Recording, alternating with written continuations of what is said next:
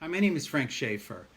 My father, Francis Schaeffer, was a famous evangelical evangelist and theologian, and I grew up in a mission, and weirdly, in the early 1970s, became his nepotistic sidekick as a young 20-something out on the evangelical circuit.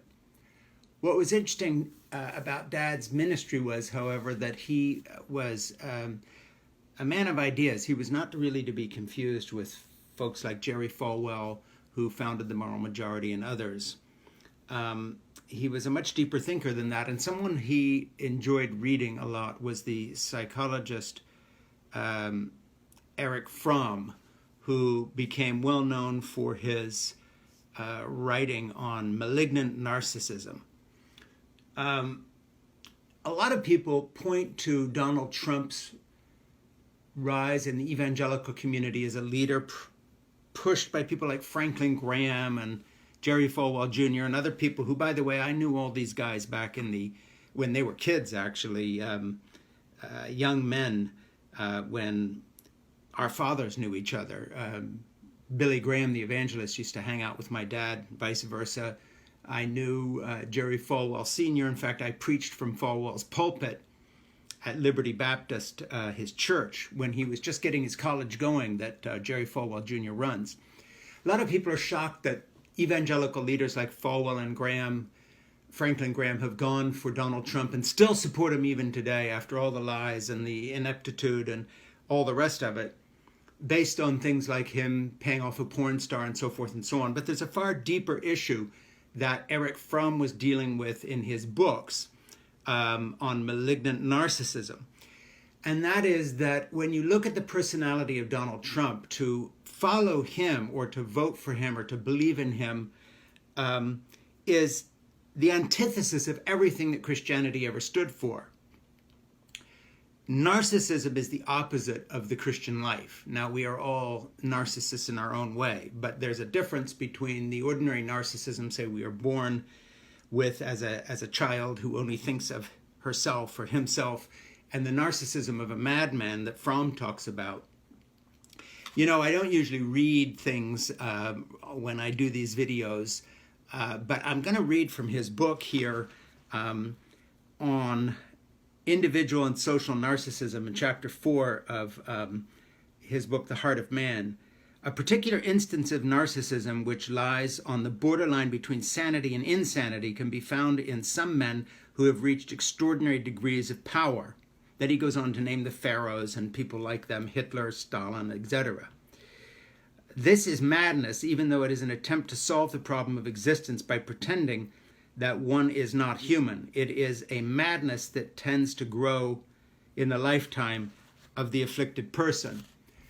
What's interesting to me is that Fromm has described not just Donald Trump, but the kind of malignant narcissism that someone like Franklin Graham, or for that matter, Bill Barr, the Attorney General, pushing his Roman Catholic ideas in our culture of theocracy, seeing himself as all important, or Jerry Falwell Jr. taking a picture of himself with his pants unzipped, standing next to a pregnant woman, mimicking her pregnant belly in this insulting photograph that got him in trouble. These men, Trump, Franklin Graham, Bill Barr, and others, on one hand, talk about Christianity. Trump even waves a Bible when he clears a square of people with brutality, gassing them and having them beaten. Franklin Graham talks about Jesus. When you get to Jerry Falwell Jr., he says he's running a Christian college. They all play this game. But at the heart, what you have to understand about the definition of malignant narcissism that Fromm was writing about in 1964, he describes a condition in which an individual is characterized by being grandiloquent, antisocial, and hostile behavior. How do we recognize such a person, he writes? Sensitivity to criticism is one thing. Fear of criticism. Entitlement, self-sacrifice is difficult for such people. Blaming others, not accepting responsibility, distant relationships. This is 1964. He's not writing about Trump or Franklin Graham or Jerry Falwell Jr. or William Barr, but he might as well be. What's interesting to me is that when you look at the scriptures, the Bible, in writing about Jesus, Jesus's character and everything we as Christians are supposed to imitate is the complete opposite of this. Now that is the truly shocking thing. Amazing that Fromm gives us a better guide to Christianity in his writing on malignant narcissism than the Christian leaders do today in vaunting and lauding and telling people to vote for Donald Trump, who represents a malignant narcissism that has crossed the line of insanity and gotten into a kind of a perversity and an ugliness which the entire gospel of Jesus Christ, the entire witness of biblical Christianity, the entire witness of the historic church at its better moments stands against. So Franklin Graham and William Barr with his Roman Catholic theocracy and Jerry Falwell Jr. have not simply picked a candidate which has fallen by the wayside in terms of sexual morality, of molesting women and bragging about it. They have picked a candidate that if they would only read Erich Fromm, they would understand that they have picked a character whose malignant narcissism is the exact opposite of everything that Christianity teaches. And so I would just say to my friends who are Christians and still in the evangelical community, I may have left evangelicalism, and you regard me as an apostate and a backslider and all this terminology because I am not a Donald Trump fan. But at least I remember what my father, Francis Schaeffer, taught about what a Christian life looked like. And it has nothing to do primarily with sexual morality. It has to do with the heart. And here's the question I want to leave you with. Does God feed your heart, or does God feed your ego? Think about that. My name is Frank Schaeffer. Let me tell you, as somebody who has presented my fair share of arguments in court, the case against Donald Trump and Mike Pence is open and shut. Just look where they've gotten us. More than 16 million out of work. Millions of kids who cannot go back to school.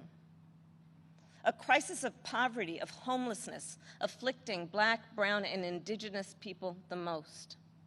A crisis of hunger, afflicting 1 in 5 mothers who have children that are hungry. And tragically, more than 165,000 lives that have been cut short. Many with loved ones who never got the chance to say goodbye. It didn't have to be this way. 6 years ago, in fact, we had a different health crisis. It was called Ebola. And we all remember that pandemic. But you know what happened then? Barack Obama and Joe Biden did their job. Only 2 people in the United States died. 2. That is what's called leadership. But compare that to the moment we find ourselves in now. When other countries are following the science, Trump pushed miracle cures he saw on Fox News. While other countries were flattening the curve, he said the virus would just, poof, go away. Quote, like a miracle.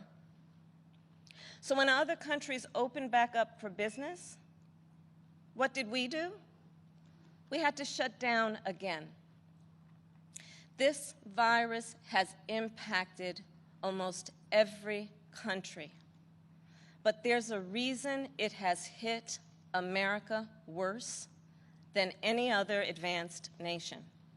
It's because of Trump's failure to take it seriously from the start. His refusal to get testing up and running. His flip-flopping on social distancing and wearing masks.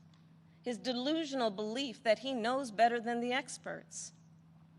All of that is reason, and the reason that an American dies of COVID-19 every 80 seconds. It's why countless businesses have had to shut their doors for good. It's why there is complete chaos over when and how to reopen our schools. Mothers and fathers are confused and uncertain and angry about childcare and the safety of their kids at school whether they'll be in danger if they go or fall behind if they don't.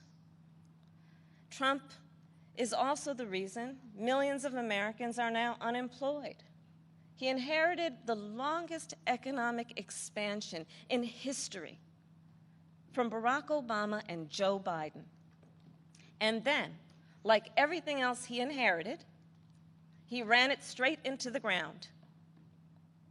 Because of Trump's failures of leadership, our economy has taken one of the biggest hits out of all the major industrialized nations, with an unemployment rate that has tripled as of today. This is what happens when we elect a guy who just isn't up for the job. Our country ends up in tatters, and so does our reputation around the world. But let's be clear, this election isn't just about defeating Donald Trump or Mike Pence. It's about building this country back better.